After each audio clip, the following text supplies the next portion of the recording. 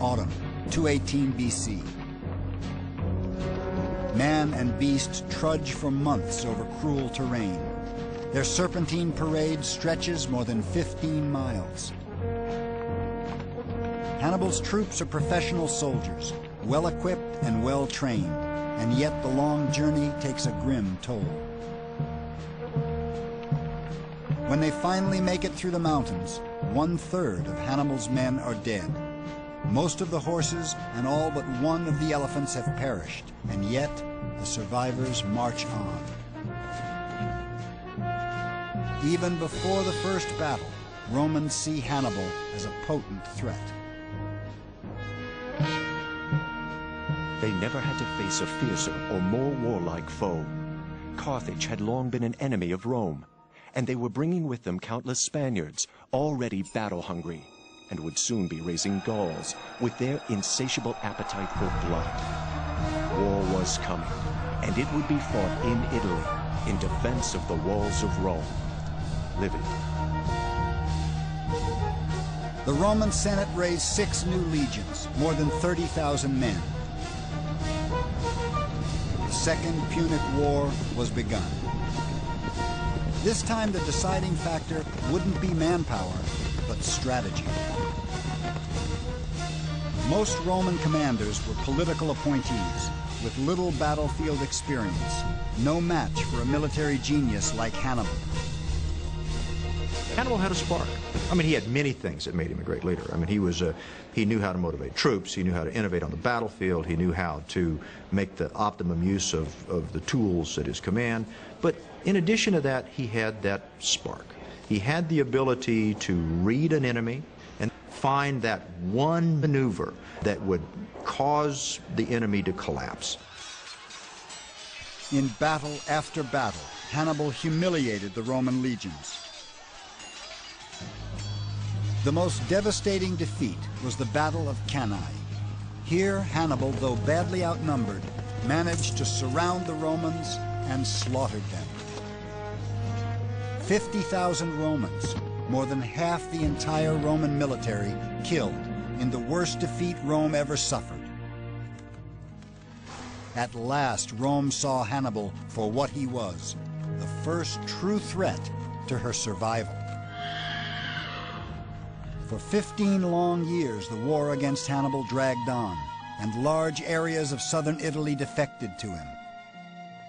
Hannibal never lost a single battle, and many wondered how long it would be before he attacked the city of Rome. It was widely expected, of course, that he would take the city, but Rome was heavily fortified. Hannibal seems to have not had proper siege equipment.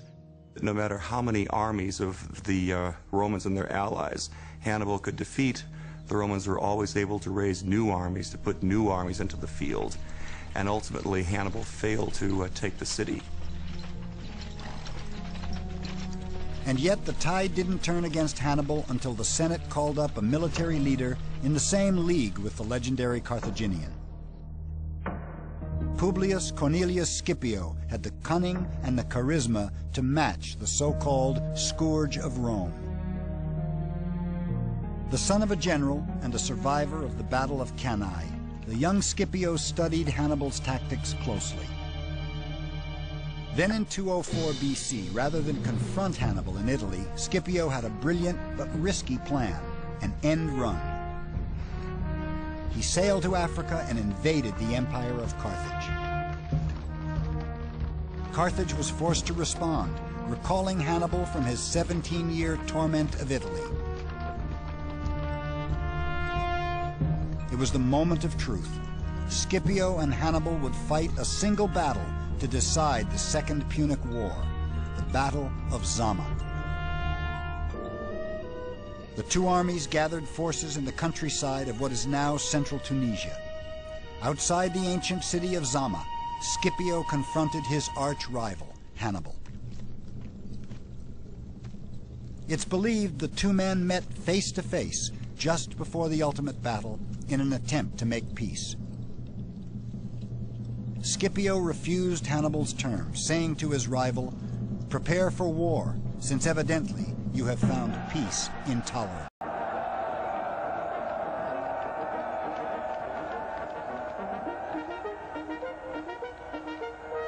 two sides were well matched, with about 34,000 men each, but there were crucial differences.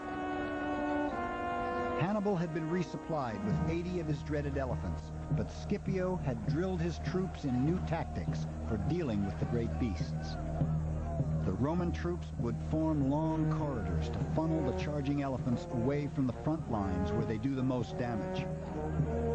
Scipio also had the support of thousands of local Numidian cavalry who defected from Hannibal. Renowned as the best cavalry in the world, the horsemen added to Scipio's edge.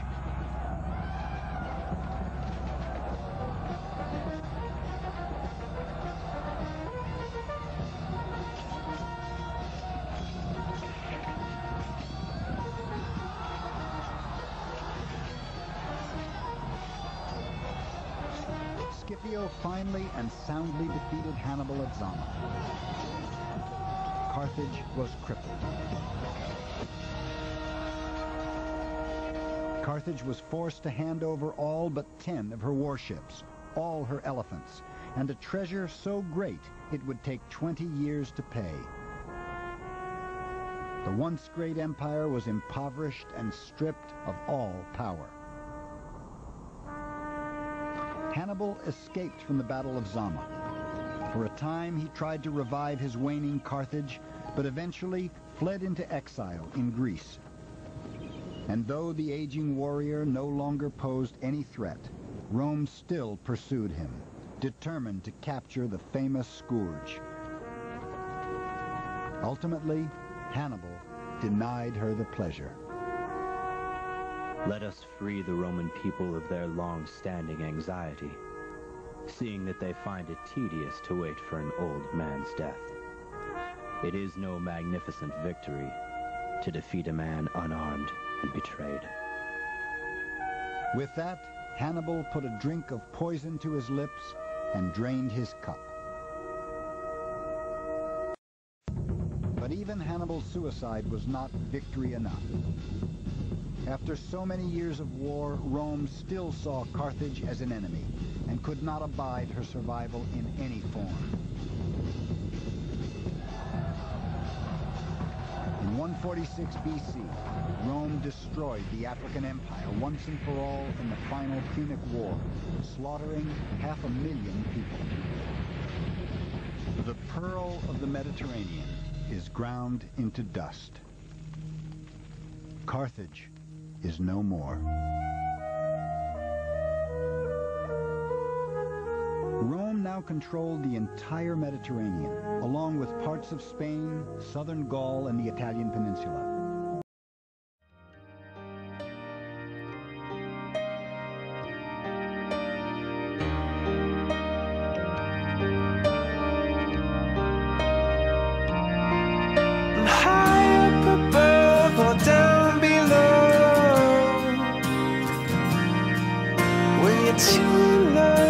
To let it go. But if you never try, you'll never know just what you were.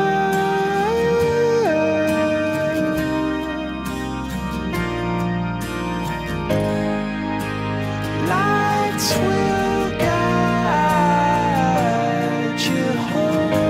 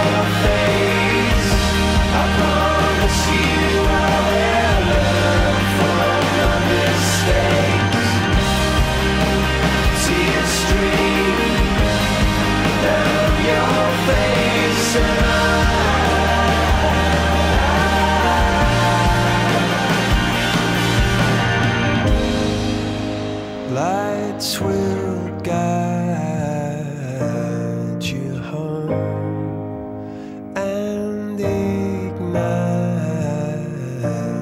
your bones, and I will try to fix you.